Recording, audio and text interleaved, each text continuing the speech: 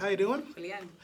I guess my first question is, how familiar were you with Deep Throat and basically the controversies with Linda afterwards? I'm old enough to know that Deep Throat existed, but too young to have ever watched it, and I didn't watch it even before I shot the movie.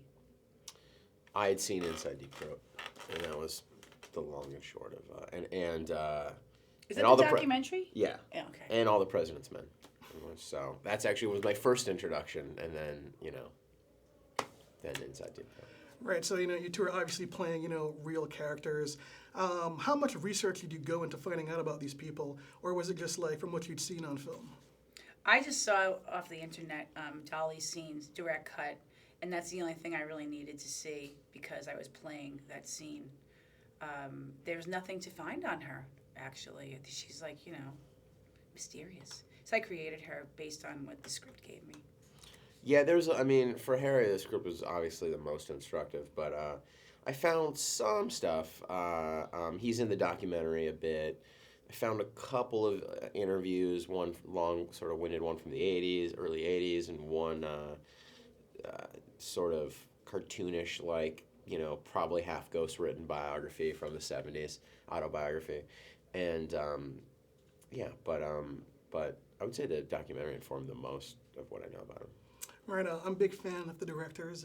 Rob Epstein and Jeffrey Friedman, love their documentaries. What's it like to work with two directors? How does that work? They're both pretty soft-spoken, so and they've been doing it together so long. It's really kind of one. They are such a unit in that way. They were partners, years ago, so they kind of they answer each other's questions, and they really, work well together. I was a big fan of theirs before taking this film, and it actually played out really nicely because I loved especially Inside the Cellular Closet. And when I worked with them, it was funny because being that they're documentary filmmakers, they took my character, in knowing that Debi Mazar had a makeup experience in my past, they used it in the porn film thing because, you would have multiple jobs if you worked on a porn set. Yeah. So I became the makeup artist and I garnished more scenes. I love that. Yeah. Yeah. And also, improvisational. Yeah. Yeah. To that end, in reality, it wasn't really scripted as such thing of time, but Harry Reams they couldn't afford to take him down to Florida, so he's like, all right, I'll just be Grip. And he drove down there, and then their actor didn't show up, and they're like, okay, Harry, you can. That's great. You can be in the movie. Yeah. Awesome. All right, my last question is kind of a serious one. You watch this movie, and you really think about pornography. Is pornography a harmful thing? What's your opinion on that? I think porn's fantastic. I don't watch it. I'm not a porn person, but I think porn's a great release for people that need it. People are sexual beings, and better you watch a nice porn film than maybe cheat on your wife.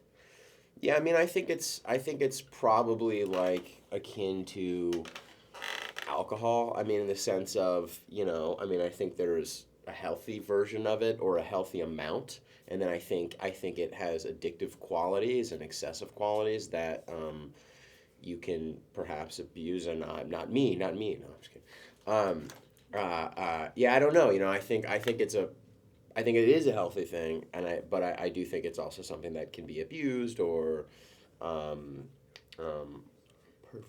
Well, it's not going away anytime soon. People actually make sex tapes to become stars. Sex sells. So here we are talking about it, and we just made a motion picture about porn, and it can be a double-edged sword, just like anything else.